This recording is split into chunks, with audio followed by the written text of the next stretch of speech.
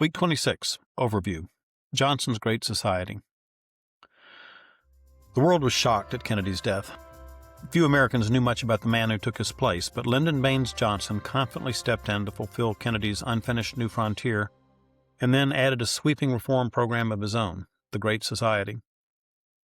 These are critical years in American history, so we're moving through them slowly. There are key events in the Civil Rights Movement, the Vietnam War, and the growth of the federal government that bear close attention this week. Lyndon Baines Johnson was a political pro from Texas. His father was a politician before him, and his father's connections helped him gain political influence when he chose to pursue his own political career. When Roosevelt was president, Johnson became the director of one of FDR's New Deal programs, the National Youth Administration, in Texas. Then he was elected to Congress in 1937, where he served until 1949. In 1949, Johnson moved up to the U.S. Senate, where he rose in prominence to become the youngest party leader up to that time. He was active on significant committees, and he held much responsibility for getting Southern support for the Civil Rights Act of 1957 and 1960. In 1961, he became Kennedy's vice president. JFK relied heavily on Johnson's political skills. He actively involved LBJ in his administration, and he depended on his advice. When Kennedy was assassinated in 1963, Johnson suddenly became the 36th President of the United States. Johnson became the leader of a country in mourning. Many people had loved President Kennedy because he seemed to embody and articulate America's hopes and ambitions. Although Kennedy's plans for civil rights legislation had alienated some, he'd still been very popular. Now Kennedy was gone, and Johnson was left with the Vietnam War and Kennedy's proposed civil rights legislation. Those were big-ticket items, controversial and costly, and Johnson only had 12 months before the election of 1964. He either had to get America to back him or accept a single year in office. In many ways, Johnson seemed like the very opposite of the charismatic Kennedy. He may not have been very popular, but he was born for politics. He hitched his election plans on the nation's desire to honor their beloved, martyred president. The most significant piece of unfinished legislation from the Kennedy administration was the Civil Rights Bill. The Republicans weren't the ones who were objecting. It was Southern Democrats who were blocking the bill. Johnson implored Congress to pass Kennedy's civil rights legislation as a way to honor the memory of Kennedy's presidency. Enough Democrats changed their stance to pass the Civil Rights Act of 1964. Kennedy's war in Vietnam was already unpopular, so in his State of the Union speech in January 1964, Johnson called for a previously undisclosed item on the Kennedy agenda, a war on poverty. Kennedy and his inner circle had laid the groundwork for this as a centerpiece for his re-election campaign.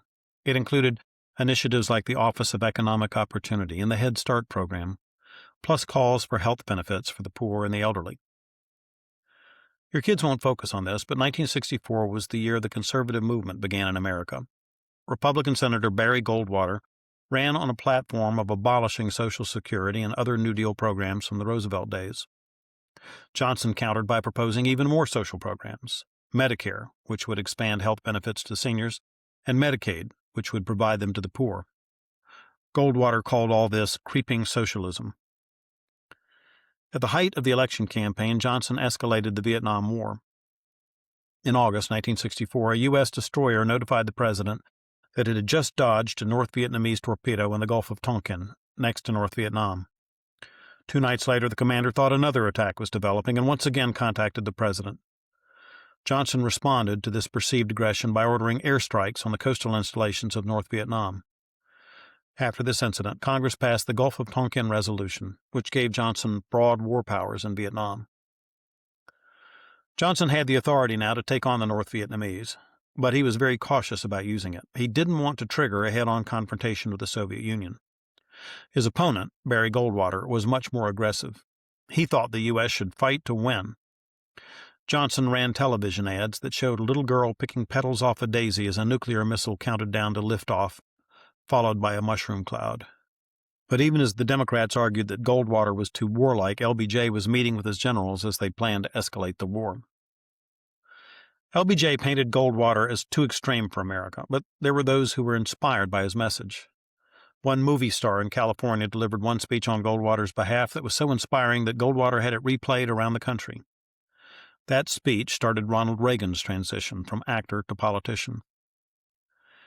Both sides took bold, clear positions, and America overwhelmingly chose the party that offered less risk and more benefit. Johnson won by a landslide and brought many new Democrats into Congress with him. With Johnson's significant political skills and substantial majorities in Congress, major changes were put in motion. In 1965, Congress created two enormous new benefit programs: Medicare, which provided federally funded health care to Americans over 65, and Medicaid, which provided health care to people below the poverty line. The Elementary and Secondary Education Act provided billions of federal dollars to states that would accept new federal mandates. The Higher Education Act of 1965 provided more billions in scholarships. LBJ set up the Department of Housing and Urban Development to rebuild cities still crumbling from white flight, set up the Department of Transportation to build roads, the National Endowment for the Humanities and the Arts, and the Corporation for Public Broadcasting, which funded Sesame Street and National Public Radio. He was also responsible for major environmental legislation, the Water Conservation Act, for example. President Johnson thought the federal government could use its power to cure the root causes of poverty. He said that America would become a truly great society if it would address the needs of those who had no one to speak for them. By giving federal funds to educators, schools, volunteers, jobless teens, poor people, and more, Johnson hoped to end the cycle of hopelessness and poverty for thousands of Americans. This week we're learning how he got those programs into place. Next week, we'll learn how his Great Society programs worked out. The Civil Rights Act of 1964 was on the books, but laws don't change people. Enforcement does. Many Southern blacks were still terrified of whites who didn't care about the law's authority. The right to vote was still seriously undercut by a number of Southern state regulations, such as the poll tax, limited registration days, difficult forms, citizen tests, and other requirements that made it virtually impossible for black people to vote.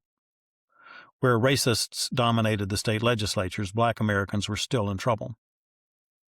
Martin Luther King, Jr., and many others continued the struggle for full and equal rights for blacks. King's leadership in Selma, Alabama, focused the nation's attention on white violence against black protesters.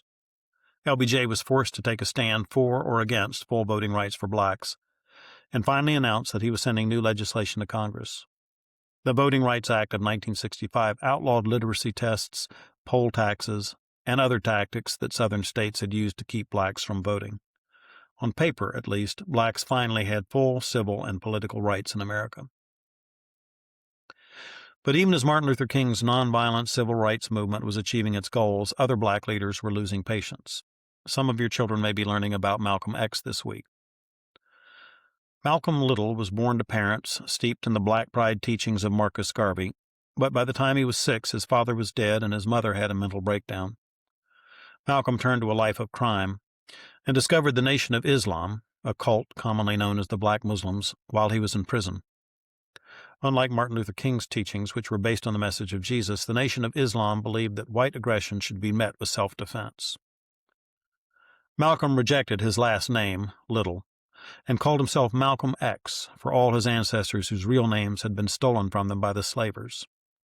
His motto became, "By any means necessary."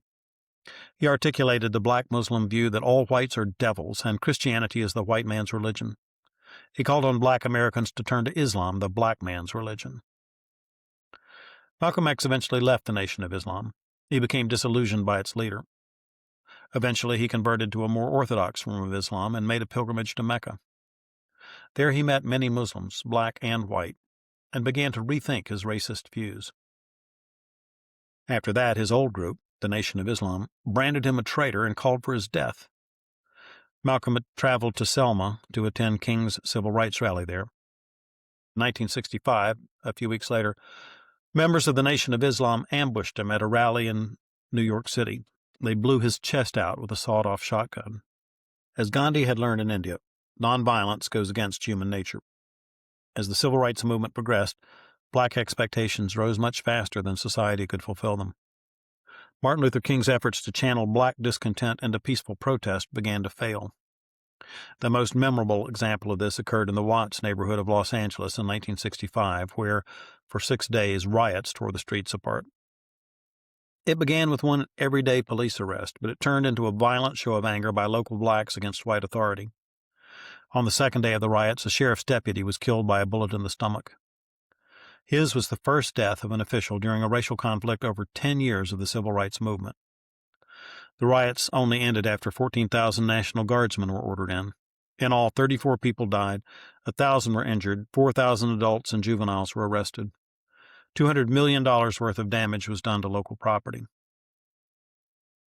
Perhaps the deepest damage was done to the rule of law. Of the 3,400 adults who had been arrested, more than a third had never even been in trouble with the law before.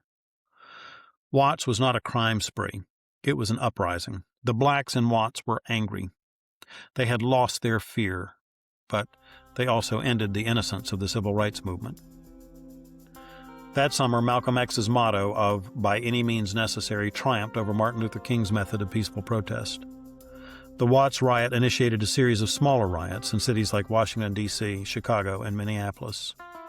King watched as his dream began to turn into a nightmare.